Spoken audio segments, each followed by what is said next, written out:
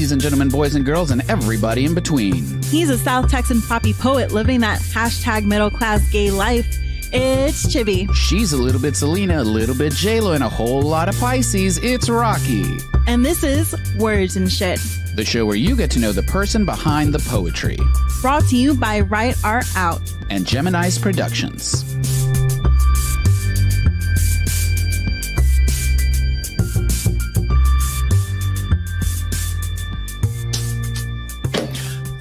Oh my God. Go ahead.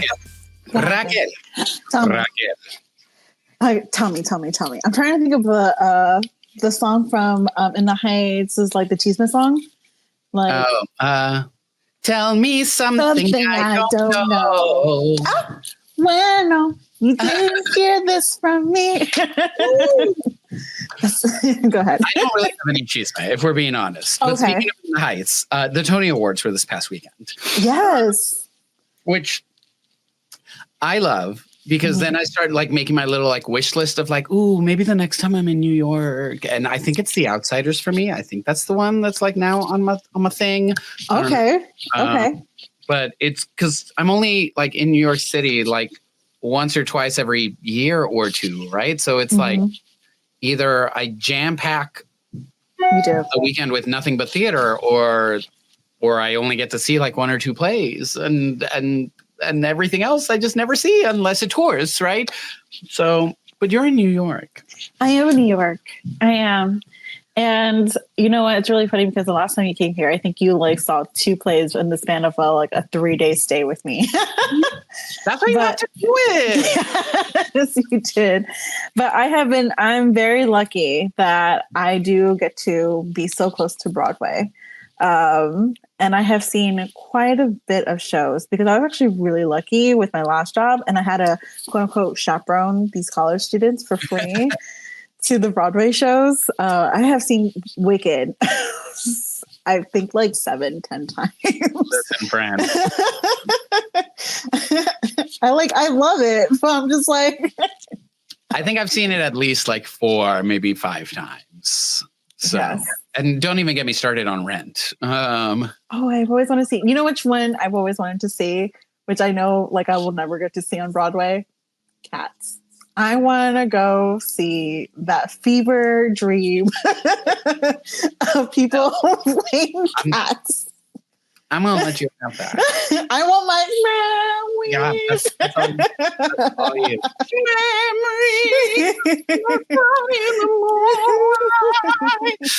Rent was, I actually saw Rent on Broadway. It was the first Broadway show I saw. We went on a high school choir trip to go perform at Carnegie Mellon, and we got to see a Broadway show, and it was Rent, and my mother was a chaperone, and we were in the nosebleed seats, and we cried. I would imagine. Cried our eyes out, and this was before I came out, so I don't know how she knew, but she probably did. She had probably a little inkling, but it was so emotional, and I was like, ugh.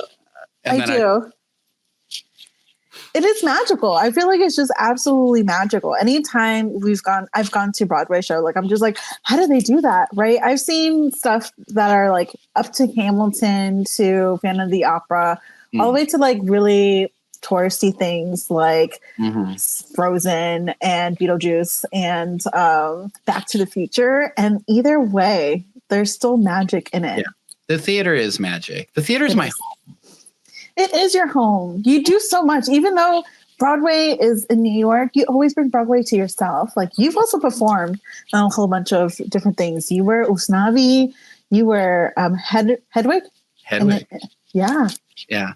No, it is. I started in theater. I've been doing theater since I was like in 3rd grade or 2nd grade. I don't even know. It's what I studied. It's a magical place because you get to bring stories to life, right? And transport people into a different place. And it was interesting. I just came back from Southern Fried, the poetry competition that happens in the South. And there was this poet there who it was her first time at Southern Fried. And she was like, I didn't realize how much the performance played into it. And it's like, yes, because this isn't, there's a reason it's called spoken word, right? Is because it's not just read, it's lived and being able to like infuse theatrical elements with poetry is its own kind of like magic and talent. Yes, snap, all around. Yes. And it's like, and it's so correlated, right? Just like to the theater, to the performance, to like poetry. It is very intertwined.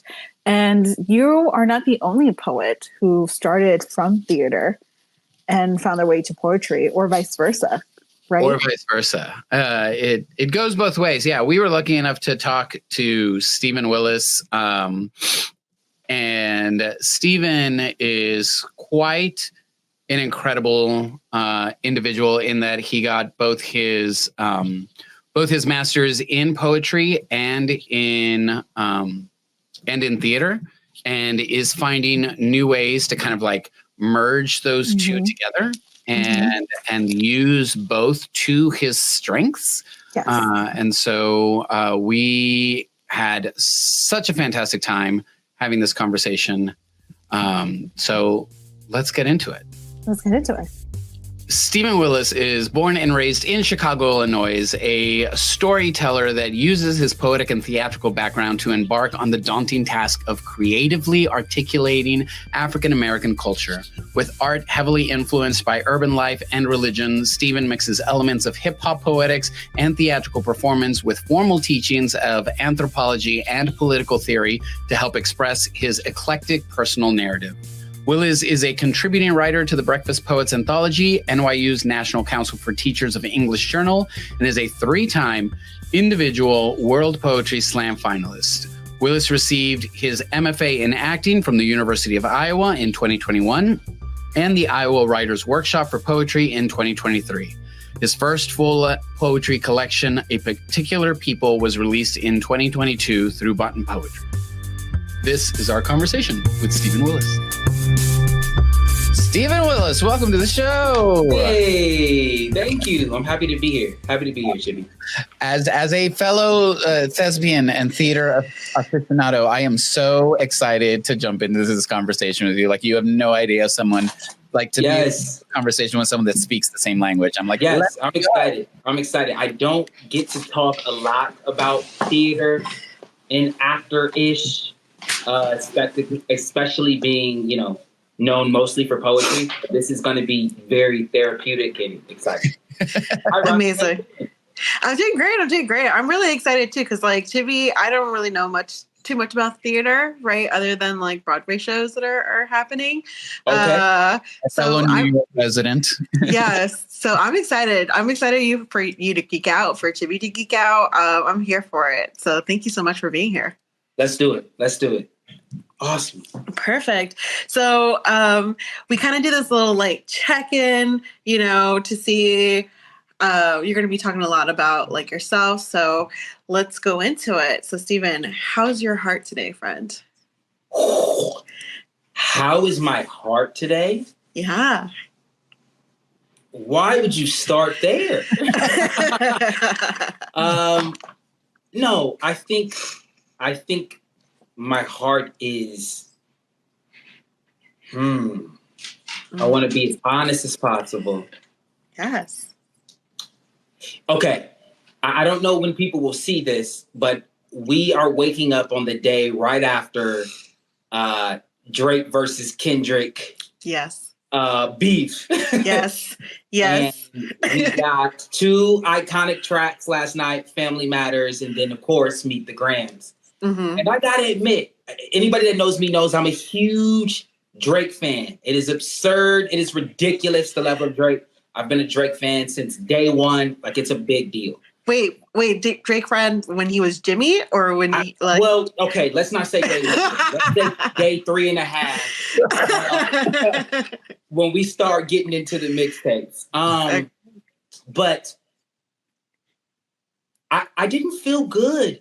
I felt like last night we started teetering into a level which people were totally convinced it wasn't going to go.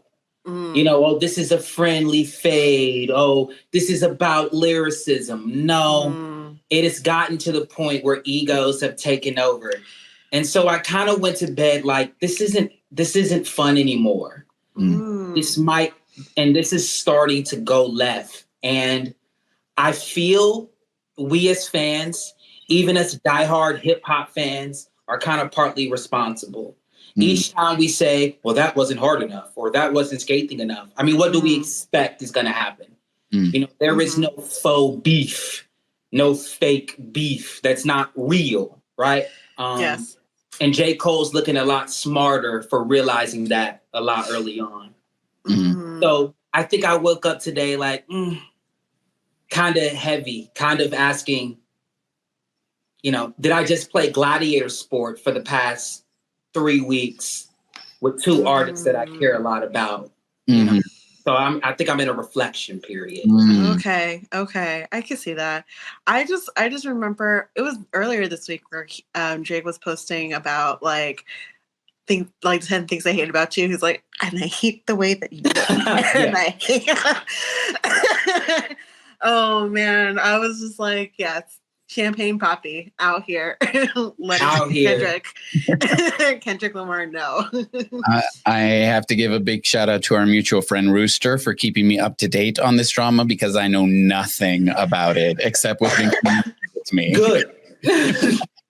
Good. I am officially backing out. Like anything that happens next, I'm not a part of it. I'll just enjoy the other music that's not destroying each other. There we go. Let's keep it positive, joyful optimism moving forward together into the future. Yes.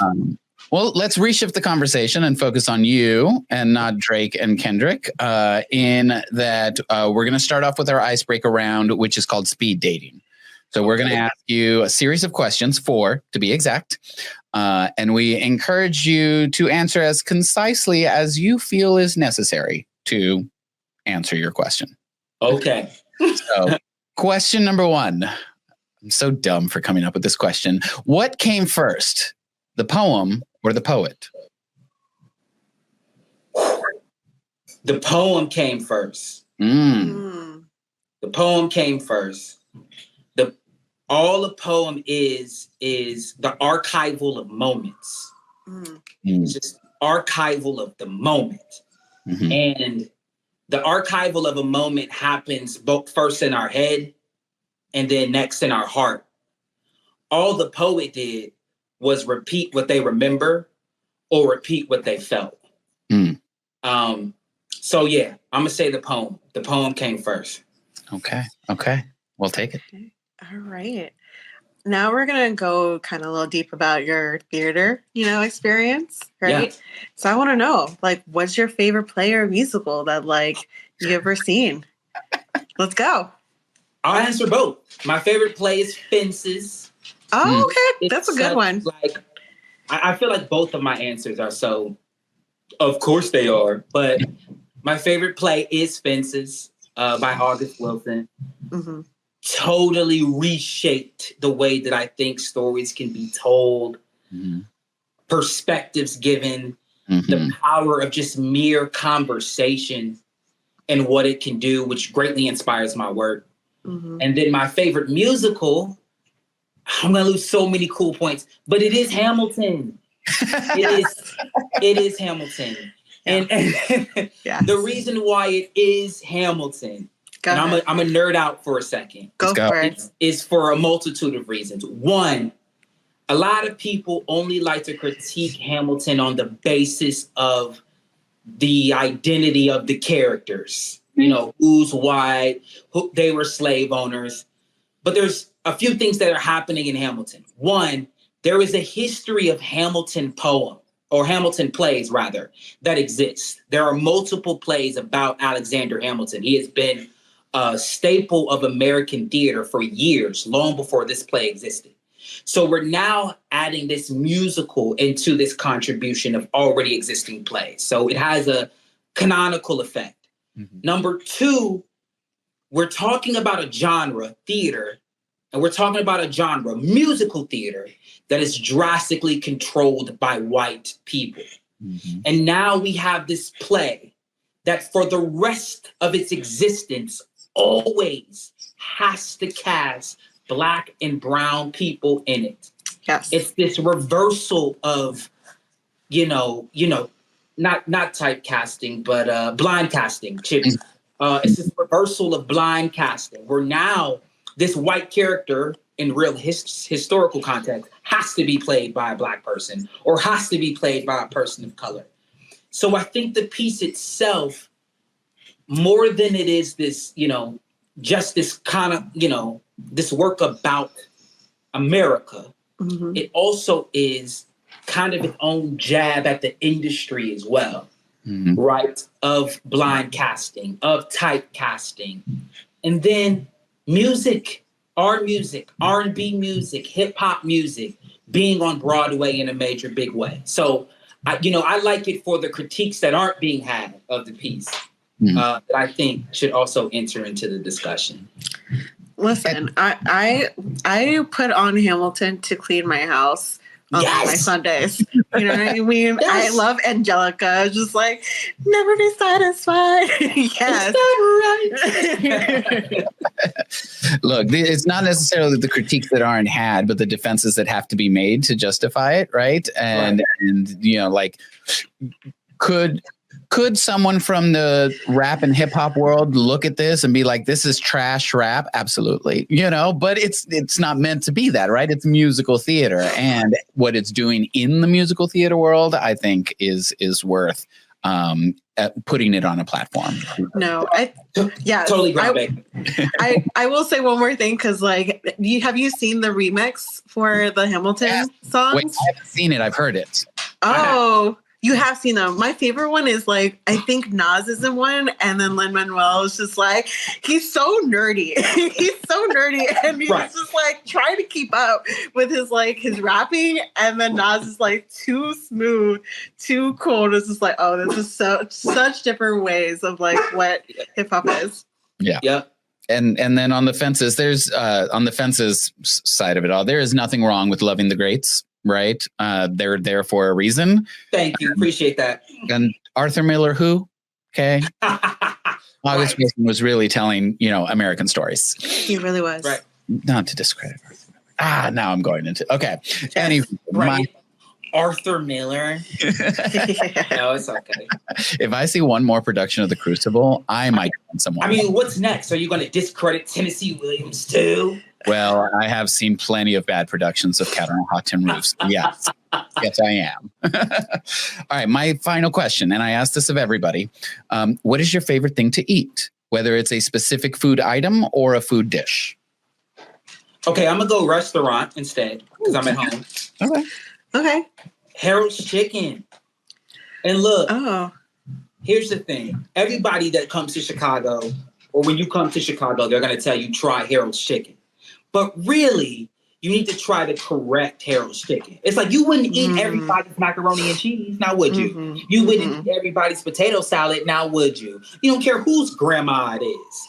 So here's what I'll say to anybody that's listening. If you come to Chicago and you want to try Harold's, you must try the Harold's that is on West Madison. It is right down the street from the United Center, where the Bulls play and the Blackhawks play. That is the Harold's that I will stand by. Go there, get you a 6-piece salt, pepper, mild sauce, get you a Mystic, Amazing. And then you'll understand why I did that. You'll be correct. Okay. Very good. Next time I have a long layover in Chicago, I will absolutely be I'll be back. It's worth it. It's worth it. Uber Eats it. Figure out how everyone else does it. Amazing. Great. All right. So this is my last question. Since you came out here defending Drake, let me tell you, I also have a soft spot for Drake because I've been seeing him on Degrassi when he was Jimmy, when he had legs and then went back to the wheelchair, and now he's Drake. Jimmy's just my last question is right now, how you're feeling. Just this year, or how you're moving right now with your work, what Drake song encompass your work hustle and your work?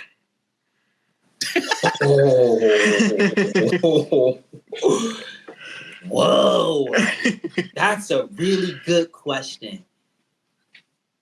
While Steven thinks about this, I just want to say for the people listening to this podcast, I'm going to need you to go watch this on YouTube or Spotify, because the faces that Steven is making to these questions are speak volumes. These are great questions. What song right now would I use to define my work? Okay. I know exactly what it is. Go for it. Drake has the song, well, there's a song that exists called Aston Martin Music that Drake wrote or has a hand in creating for Rick Ross. Drake has his own version called Aston Martin Music, which is basically, you know, the chorus of that song, the same instrumental, and then a verse. And he has some pretty distinct lines in there that like really resonates with me. You know, he says, having lunch and debating Ferrari prices, 23 and going through a midlife crisis, right? Now, I'm not very much not 23. You know, I'm 31, but definitely feeling like that midlife crisis stage of my life. My life is making a lot of different changes. I'm becoming different. My desires of what I want in life are becoming different, and like reconciling that. He also has a line where he said something like, and I haven't thrown away the paper with my Grammy speech because I haven't hit the pinnacles I plan to reach. And it's like, you know, even though I am transitioning, probably in ways that will mean that my poetry career will not exist anymore, or very much be different. Those same kind of ambitions to be that best poet in the world or to get that spoken word Grammy, whatever it is, you know, still exists. So, you know, I encourage everybody, go listen to that Paris Morton music and kind of hear that visceral, this moment where this artist is like kind of facing himself of where he is, how he's changing. And I think it also can give context to a lot of the things we're seeing happen to him now too. Amazing. I immediately went and looked up the lyrics, you know, so we'll definitely give it a listen. Okay. I'm notoriously known amongst my friends as not knowing a lot about the rap and hip hop world. I'm not entirely ignorant, but I don't know much. Okay, so what do you listen to, if you don't mind me asking? All variants of rock, if we're being honest. You know, really? Yeah, I grew up on punk rock hardcore. I love alternative. I love progressive rock. I love classic rock. Yeah. Okay. I'm a rock person. Rock or diva ballads, right? It goes from Rush to Adele. Okay, from Rush to Adele, with Beyonce in the middle. I love it. Okay. So, yeah. Oh well, we talk about that too. I love that stuff too. Yeah, a little bit of everything. So, very much looking forward to Beyonce's rock album next year. So, yes. Or when it comes. Hopefully. I mean, she killed it with the country's album. It really touched me this year. This is like, again, I feel we talked about this in another episode too, Steven. We're like, our podcast should have like an accompanied playlist, Spotify playlist of every like poet or guest. I feel like I should be the first one that you initiate that with. Yeah, I think so too. 15 songs to give folks. Boom. I'm going to put this on our social media interns to-do list. And, all right, bet. We don't have a social media. We don't, but it'll be us. It'll be us. But you were talking a little bit about your poetry career, and I do want to get into kind of like your transition and what you're, you know, like moving forward and the passions that are currently in your life. But to really like kick us off into that, I think a poem would be appropriate. Oh, I can do that. Let's go with this one. Let's go with an oldie but goodie.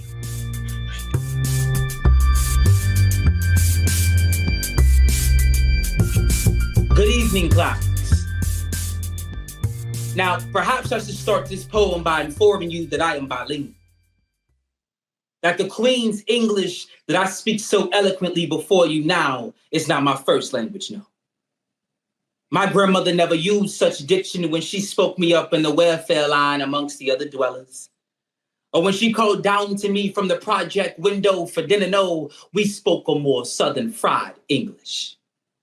This rhetorical recipe has been in my family for generations, grandma say. Big mama hid it under her tongue as she headed for northern cities during a great migration. See, scholars call it African-American vernacular English, but my guys, they call it slang. The man calls it Ebonics. I call it America's Creole. The last remaining squaw birthed from a European and African pidgin turned into the dialect of the doughboys, the bass that appears in a rapper's rhythmic rhetoric spoken everywhere from the trap house to the liquor store, from the HIV testing clinic to the bus stop. Ebonics is the official language of the undefined Black culture, the native tongue to the underrepresented Black American. And long before I received liberal art degrees and stood unopposing in academic settings, I was born on the south side of Chicago and managed to garner up enough street cred from the School of Hard Knocks to qualify me to teach you all a few of my language's essentials. So hipsters, I hope you have your notepads ready, because this is Ebonics 101. Chapter 1. Any English word that holds an I-N combination with an I becomes an A. Like Billie Holiday couldn't sing, that girl could sing. If Martin did all that walking, I wonder if him feet stank. Traveled all the miles just to hear freedom ring. I wonder what he was thinking. Chapter 2. Any English word that holds an O-R combination with an R sound becomes solid. Like Emmett screaming, don't beat me no more. Like Rodney screaming, don't beat me no more. Like Trayvon asking, what is you following me for? Chapter 3. Any English word that holds an ER combination with the ER becomes an A. Like in the great quote from the linguistic scholar, Miss Lauren Hill. And even after all my logic and my theory, I add a motherfucker so you ignorant niggas hear me. See, there's culture in these words. The bended back of my speech comes from years of carrying the Black experience. The verbal diaspora of Africa shapes our spine. We cross our T's with the middle passage, dot our I's with strange fruits, curve our S's with mid-Atlantic roots. You cannot expect us to be slaves to your phonetics forever. And just like our history, we will defy the structure of your Jim Crow grammar, refuse to speak within the lines of your Mason-Dixon diction. You cannot correct this. Context this, connotate my accomplishments. See me be Black male, use double negative to make positive. He will write into the Black story no longer subsist. He will write into the clenched pen synonymous with a clenched fist. He will write into the Black male is able to live, be, exist. Class dismissed. Woo! Vocal work was great on that one, Chippy. I feel like, you know, breath control. All of it. It was all in the core. It was in the core. Loose body. Kristen Linklater would be proud. Yeah. Very much so. Oh, thanks for kicking us off with that. That was amazing. Rocky, you're supposed to have the first question. Go. Sorry. Oh no, you're good. You're good. If you want to, I'm just like still like really into it. I want to. Yeah.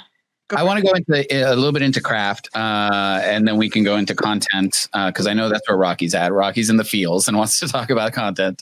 So you write a lot in the first person, right? I do. As a way to tell your story and to give a narrative. There's always a narrative in the works that you do, and I really love that and appreciate it. And you have managed to kind of like blend your poetic crafting and your theatrical background into what you call the active voice workshop. And you can maybe give us the elevator pitch of the active voice workshop, but I'm more curious as to like where that came from and how continue to practice that in your own work as well as in teaching others. So I'll give a little bit longer than an elevator pitch. An elevator pitch is 30 seconds. I'll try to give a minute, but I'll give it in this way. What it's rooted in is that it's actually should be in the failures of young actors making a decision on monologues.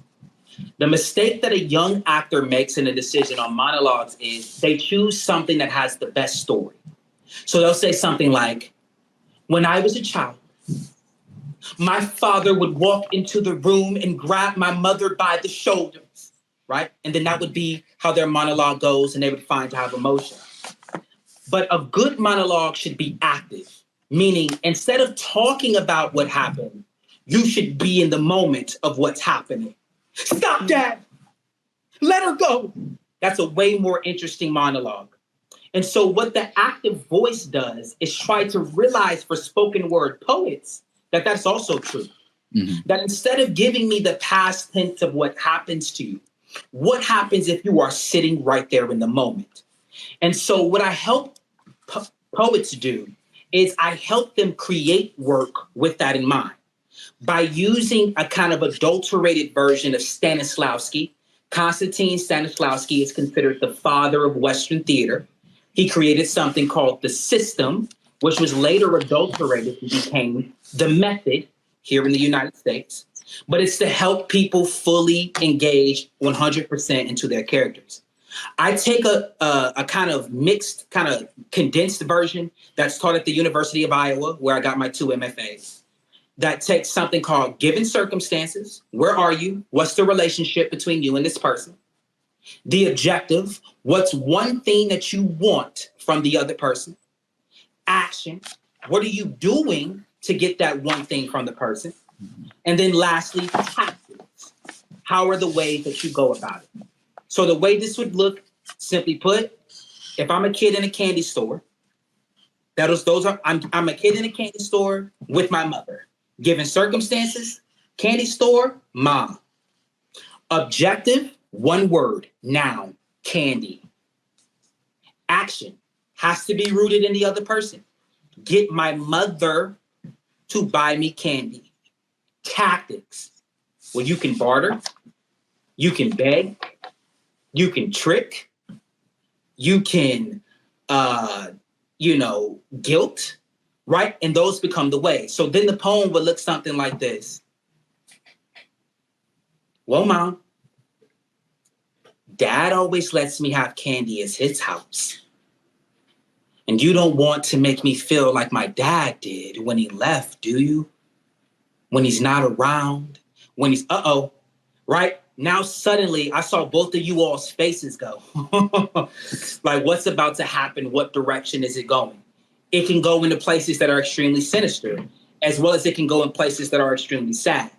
But when a poet walks into a piece already understanding the ways in which they can manipulate the emotions of the listener to get what they want, treating the crowd as that person, it changes the poem completely, right? And so that's what active voice tends to do. And that's what I do in my own work. I answer these questions for myself, then I dive in. Oh, amazing. I was just like, that was a whole little workshop in itself. There you go. And that took longer than a minute too, but. No. Again, this is your show. For people who want to take these workshops, you kind of mentioned that you went to, you learning these different techniques from your MFA program, right? Can you just kind of talk about what it was like to be in that MFA program that is, I went and got my master's in English. So it's very white canonical, very structured in whiteness, right? Absolutely. And, definitely they take over the written word compared to spoken word. So I kind of want to, you said you kind of combine different techniques from there and yourself. I kind of just want to know what was that experience like? And I kind of feel like, have you gone back to your MFA program and be like, listen, let me show you, let me stun you for a bit?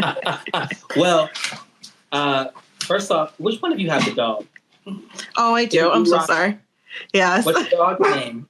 Her name is Pilot. Pilot by, she is named from Toni Morrison's character, Pilot Dennis from Song of Solomon. Yeah. Hi, Pilot.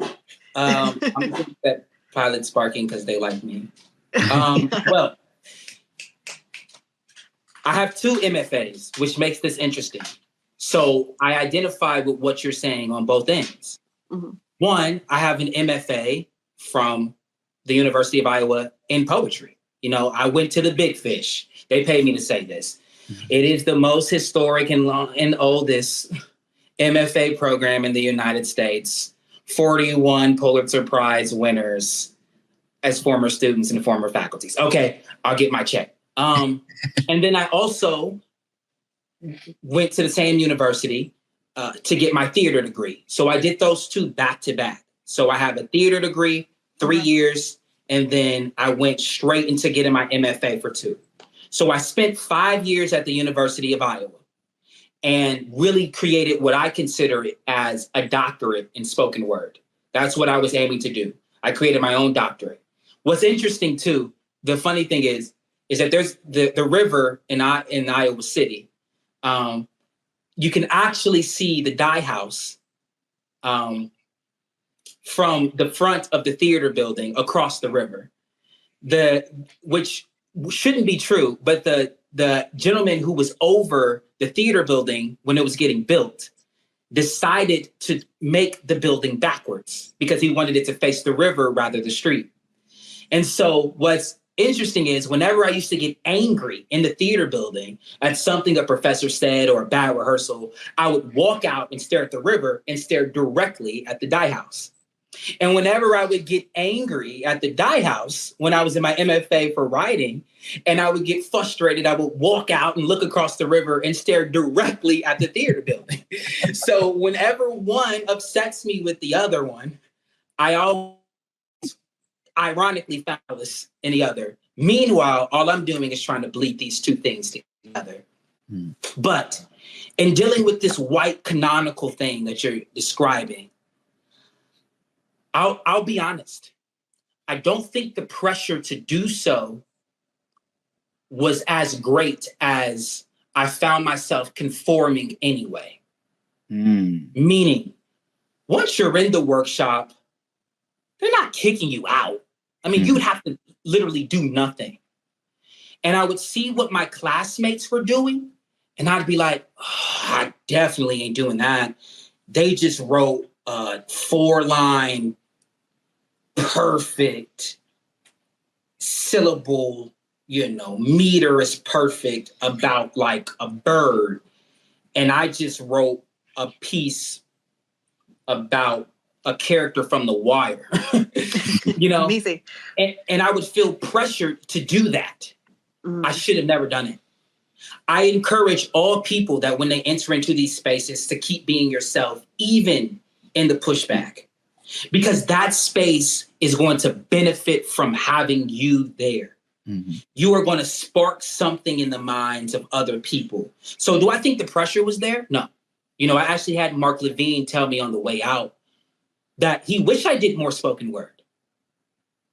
My thesis was very much my attempt to be a traditional poet. And he was like, you missed an opportunity to educate all of us. And I'll never forget that. And so I conformed, but it wasn't because nobody forced me. It was me thinking it was the best way to survive when I should have just been myself. Yeah, very much so. You're sparking a lot in me that I've been thinking about over the last few years. I did a Lambda Literary last summer and then Tin House the summer before. And in both of those, I was having conversations with the directors and they were speaking very much about like, no, I think they're very aware that poetry needs spoken word artists in it to infuse it with something, right? And we can learn from each other rather than trying to fight with each other in a space that already has zero profitability, right? So like, what are we really fighting about? We're fighting over cents on the dollar. Yeah. And that's the other thing, Chippy, where like, I tell people all the time, I'm sorry, your kids are going to know Steven Willis before they know Shakespeare. It's just what it is. It's just what it is, right? So your job is to find a way to let me be that catapult for you. Bounce off me so you can be, then they become interested in craft. Once they hear what we do on the spoken word end, that's what's going to make them interested in syntax, point of view, language, imagery, theme, tone, sound, right? All these things that poets are interested in. Yeah. One more thing I'll say about this. There's only one difference truly between spoken word and literary poetry. Only one difference. The one difference is this, and I had the phenomenal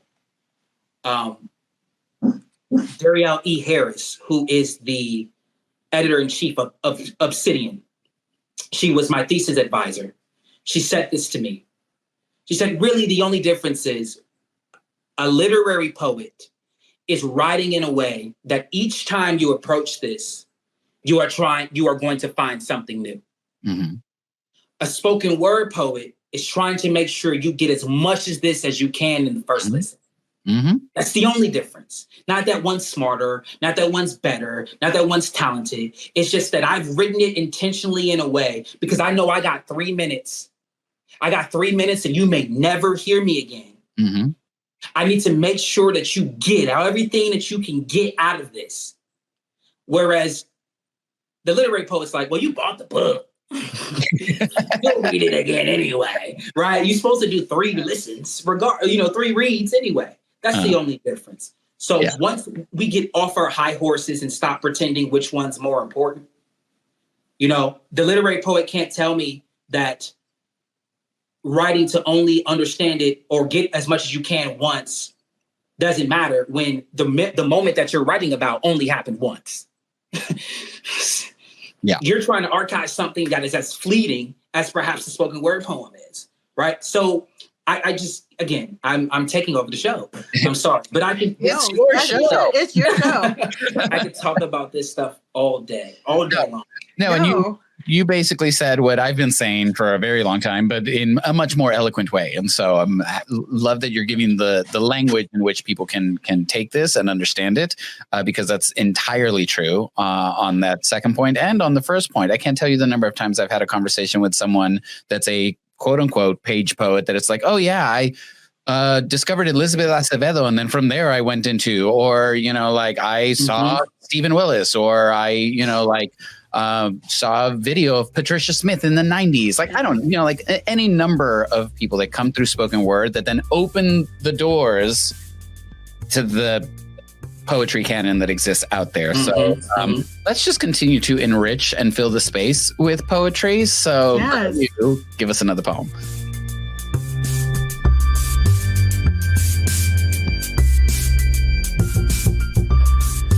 I know who killed him, but I'd never tell. But that don't mean that I agreed with what they did. It just means I've learned not to judge a people for how they grieve. Learn not to judge the hood for how it loves you back. Love from the hood. An honor only bestowed on those who showed the hood the most unwavering of loyalties. I'm talking street niggas. Most literally from cradle to grave. Most literally from corner to coroner. Most literally niggas who hugged the block in their last moments gasping for air. Right before Yellow Takes makes a spectacle of their bodies sprawled on cement. If the hood loves you, she'll make a monument of this location. They will bring teddy bears, well wishes, and heavy hearts. This is now sacred ground, to be renamed as memorial and landmark. This is no longer Jefferson Avenue, but where Twig got shot. For the next 6 nights, you will see candles like this space holy, until the wind blows it silent, until the ember is blown in the direction of the summer's next casualty. If the hood loves you, she'll write it in tombstone text. A boy's face and childhood nickname will be written in script across a double XL white tee. Ain't it funny how quickly death becomes fashionable? A testament to how tragic memories don't fade even in the washing machine. You can expect your closest of kin to tattoo your name in the most visible of places. Your birth date in Roman numeral will kiss the left side of your little sister's collarbone long before a boy ever does in grief. We graffiti murals. That's how Biggie and Pac got faces in places that they never called home. I know boys who bore the weight of pallbearer long before the rigors of college, but the most famous of us will have streets named in our honor. Martin Luther King Drive and Malcolm X Boulevard Both debunk the myth of respectability and proves that no matter the politics, all Black boys are doomed to die by bullets. But how can you complain when the hood loves you? And we gonna keep loving you. Long after the gravel has swallowed your portion of the 40, long after they've packed that car with vengeance, long after another boy's life is taken, a retaliation of yours, continuing the cycle of trauma and street violence. Yes, y'all, the hood will love you enough to murder for you, but never enough to snitch. Yes, y'all, I know who did it. I was there when they bought the 4/5. Yes, y'all, I watched the news. I listened as they emptied the clip. And yes, y'all, I'll do it again. Yes, y'all, I'll do it again. I'm telling you, I would do it again because I miss my brother so much. But that don't mean that I agree with what they did. It just means I've learned not to judge a people for how they grieve. Learn not to judge the hood for how it loves you back.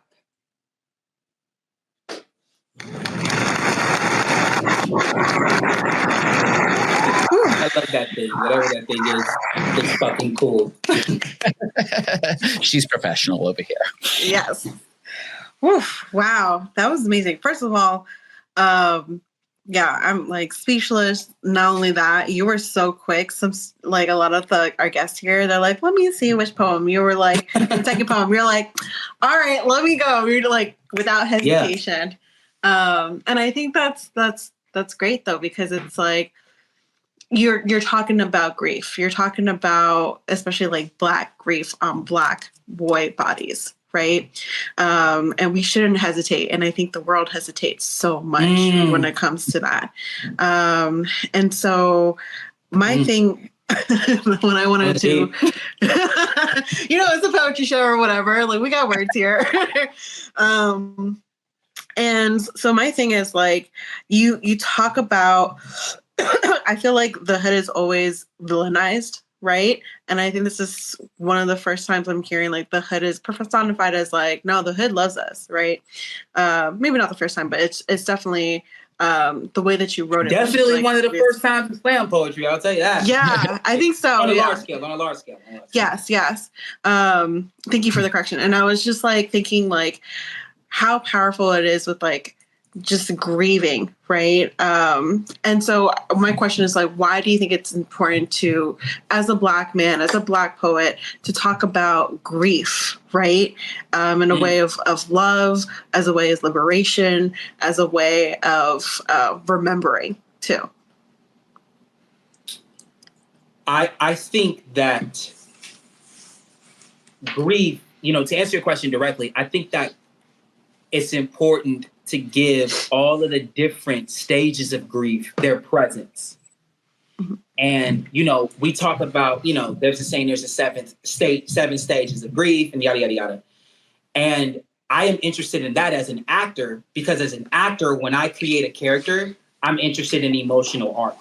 Mm-hmm. And so I'm interested, I usually put it this way, when I'm teaching theater, I say, each time your character re-enters on stage, they should have a different emotion. Each time. And so what I'm interested to do in my poetry is, can I give a snapshot? If I'm talking about grief, okay, that grief is gonna appear in these 7 different ways. There's more than that, but let's say that we're truncating it to these 7 different ways. Okay, how does it appear each time? What's that emotion? What's that place? Where is it? Boom, boom, boom, boom, boom, boom, right? And I think that's what I aim to do in the poem. Okay, where's the anger when we do the retaliation killing? Mm-hmm. Where's the acceptance when we create that mural? Right? Where's the how can I give all of these moments? I am trying to remind people of the humanity in our emotions. Ooh, that's big. Yeah. Because like our emotions are the most human things about us. Mm-hmm. And oftentimes people will add an emotion to Black people and then use it as a way to discredit us. Angry Black woman. Okay, so you're trying to say angry Black woman to dehumanize her, but emotion that you put there is the most emotional thing. Angry Black man. Mm. Sad Black boy. Okay, all right. Okay, what do they do when they feel that way? Grieving mother. Okay, like where the humanity exists like in those emotions. So how can I bring those emotions to the stage? I'm not afraid of bringing Black anger to the stage. I'm not afraid of bringing Black grief to the stage. I'm not afraid of bringing Black happiness, right? Yeah. Because I understand that our humanity exists in like giving all of those things spaces. So to answer your question, it's because it's the most human thing about us. Mm. Grief is, as well as every other emotion. Yeah. It goes back to our core needs and our core responses, right? And how it is the most human thing about us, and you carry that so well in your work in terms of examining the emotions of the moment, and then you carry with that your theatrical training, and then you carry with that your doctorate in spoken word, and then you carry with that. Yes. You know, like growing up on the south side of Chicago. And then you carry with that the spoken word community that, you know, like you've ridden alongside with, right? And then you carry with that all the poets and playwrights that came before you, right? And so having all of that lineage that has influenced where you are now, I want to know, where are you going? What's next for Steven Willis? Everyone considers spoken word to be like poetry's, you know, stepchild in a lot of ways. Yes. You hear that a lot? Yes. If it's poetry's stepchild, it's theater's orphan. And I am trying to get us back in those spaces. And I want to get us back in those spaces in a way that I feel like America has neglected, and that is with solo performance. Mm-hmm. Solo performance shows, I think, are the groundwork way for spoken word poets to remind people that we are theater's orphan. Mm-hmm. And there's a lot of other poets doing it. There's a lot of other poets who've had this idea.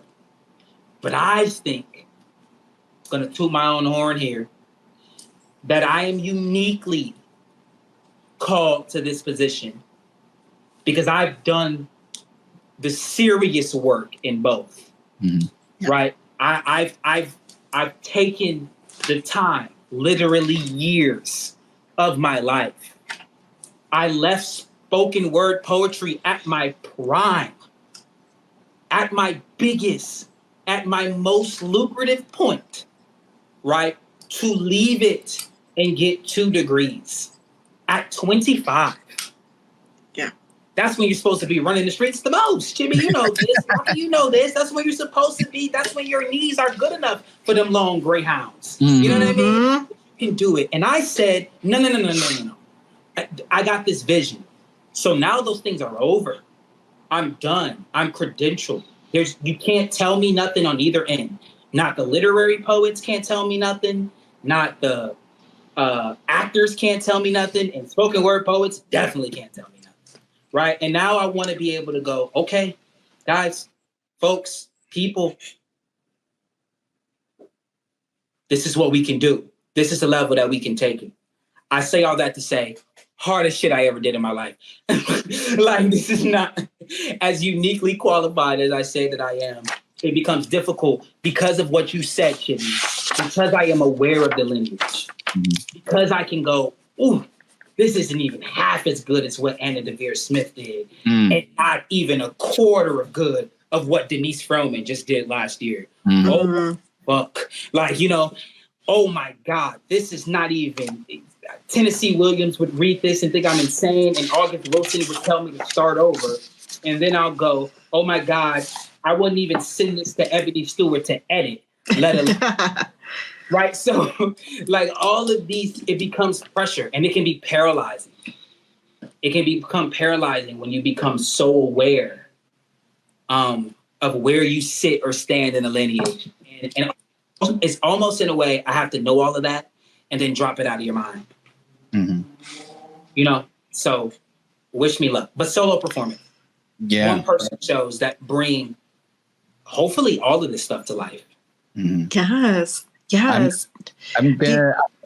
Oh, wait. I wanted to just make 3 comments and then I'll give it to you, Rocky. Okay. Go ahead, Judy.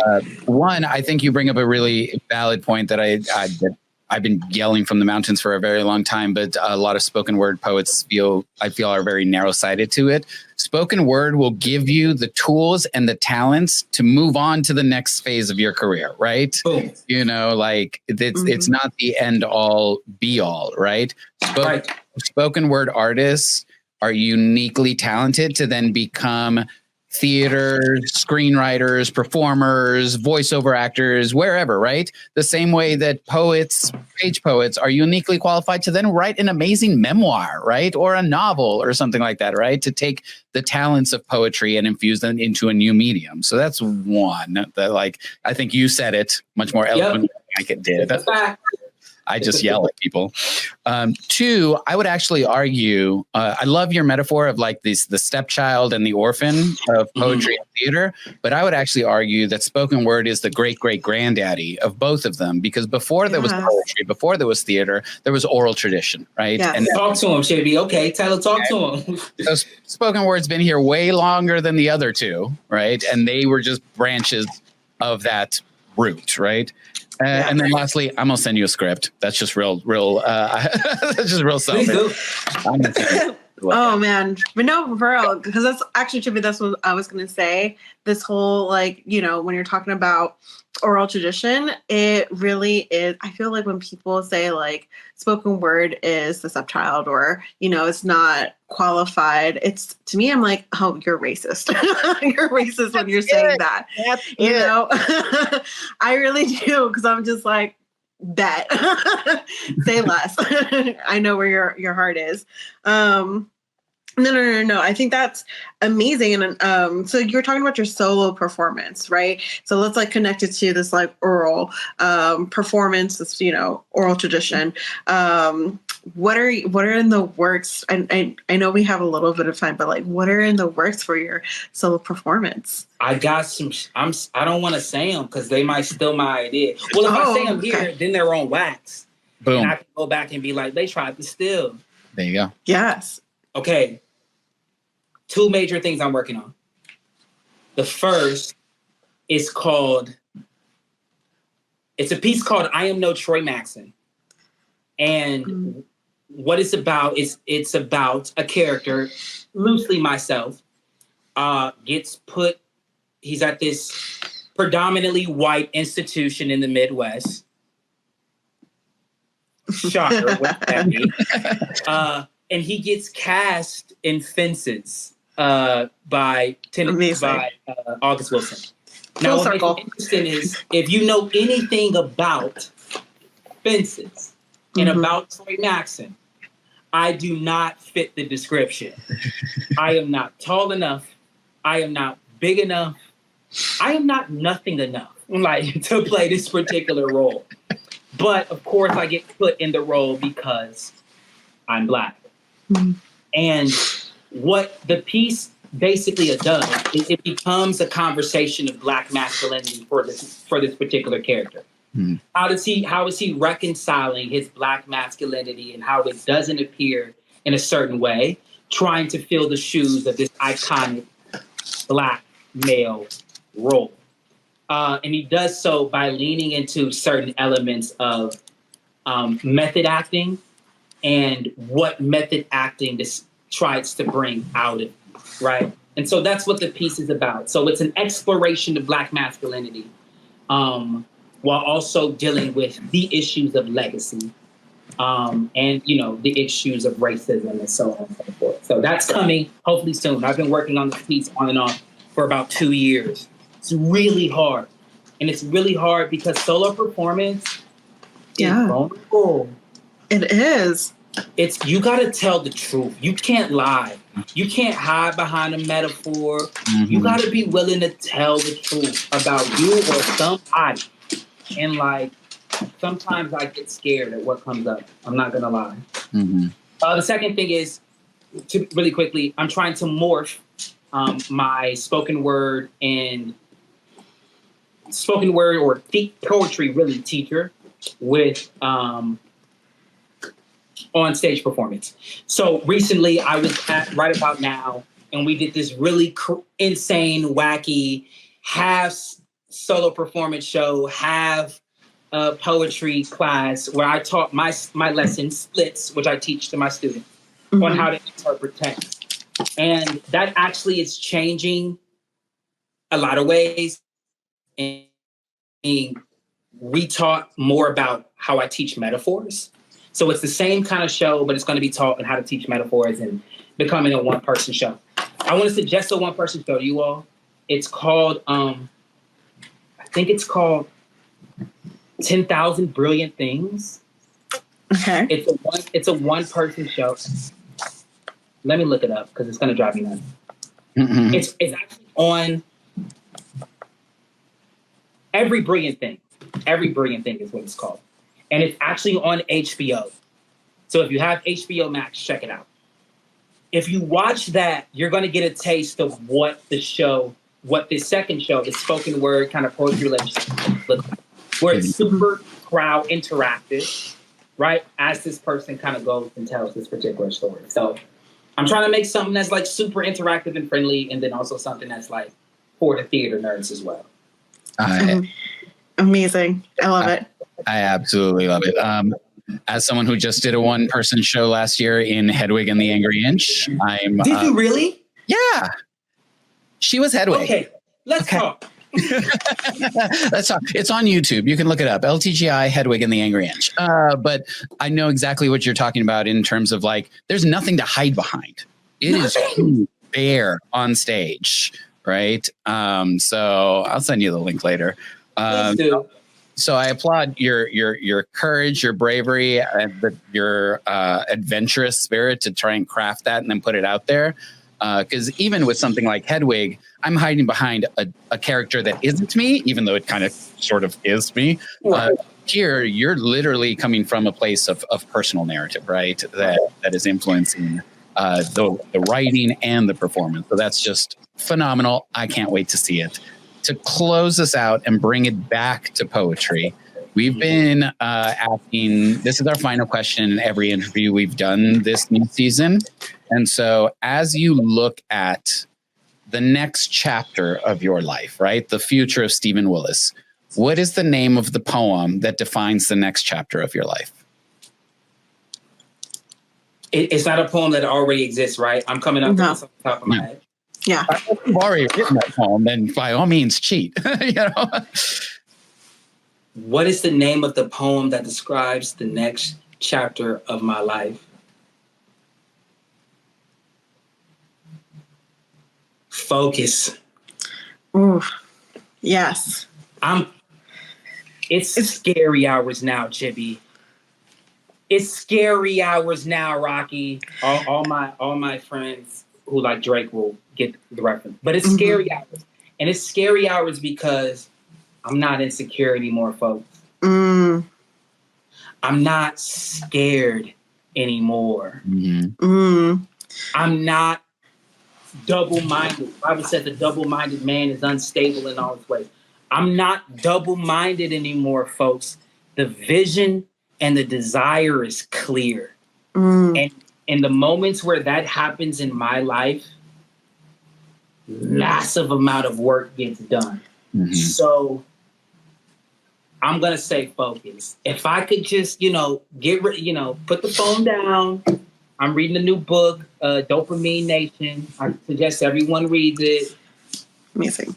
Realizing, how it gets our brains and, but putting the phone down, reading more, watching less TV, less off social media, realizing my work needs me more than Facebook or Twitter or Instagram.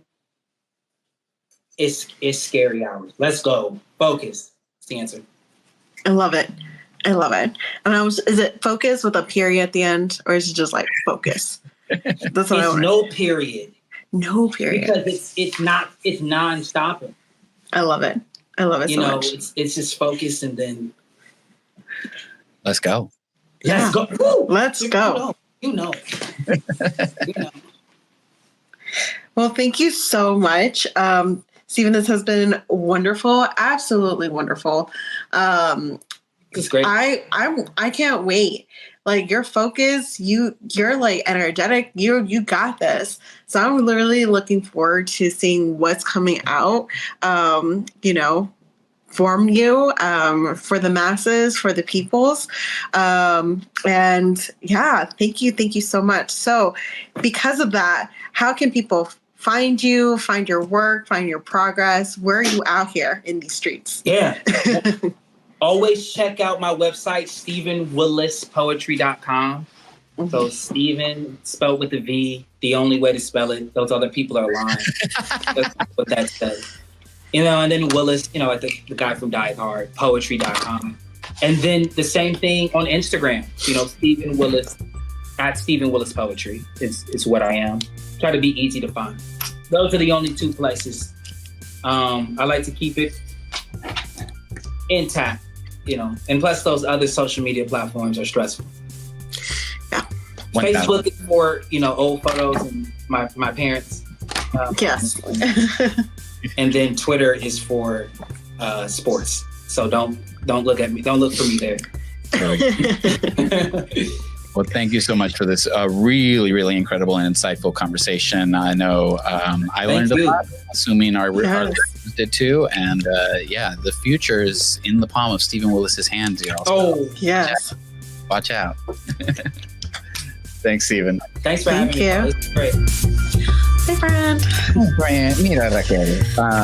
This conversation started off so great. I thought my which came first question was real stupid and lame, but then came back with like the poem came first. The poem is the archival of the moment, right? And like one of the things that I've always said is, like journalists or general writers catalog the facts of the moment. Poets catalog the feelings of the moment, right? The emotions of the moment. And I am so full of emotions at the moment. I am too. I really am. I think this was like a fantastic conversation. I, just like Steven was saying, just kind of blending both of the poetics of spoken word and just like the theater of the theater world too. It can be very powerful. And I think combining those really touch people's souls in so many different ways.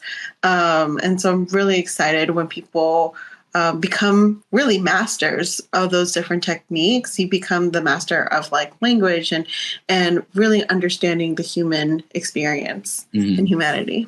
And I mean, last episode we were talking about los ancestros, right? The ancestors in the room, and then help give us strength and drive us forward. And I think Steven did a really great job of bringing in, the names and the presence of so many people that have influenced August Wilson and Edward Smith. So many different people that like we should learn from. And I do believe that Steven is going to be one of those in the future that people look back on and be like, "Ooh, I'm going to learn from what this person did." So. I believe so too. I'm excited. I'm here for it. Here we go. Well, let's go out into the world and learn some more. So let's want to start by thanking our listeners for being here and for sticking with us. Season 4, rolling deep. We wouldn't do this without you. Well, maybe we would, but we continue to do this without you. Yes. With you. And thank you for joining us on this journey. And thank you for the theme music that is produced by another queer artist, Chris Conde. And he is from San Antonio, but now he is in New York. So shout out to you. Thank you to Write Art Out in the City of San Antonio Department of Arts and Culture, whose support has helped produce this podcast. And make sure you can just like follow us on the social medias, on IG and Twitter at Words and Shh. And if you're just joining us for the first time, or if you just tuned in this season, or if you've been here for a while and want to catch up on past episodes, they are all available, more than 80 of them, on our YouTube channel or wherever you get your podcasts. Till then, don't forget to like, subscribe, rate, and review us. We are out here. We want to get to know y'all. And with those likes and subscribes, we really can have more of a mass reach. So please help us. Thank you. Help us spread the word about these amazing poets. Until next time, y'all stay safe out there. Bye, y'all.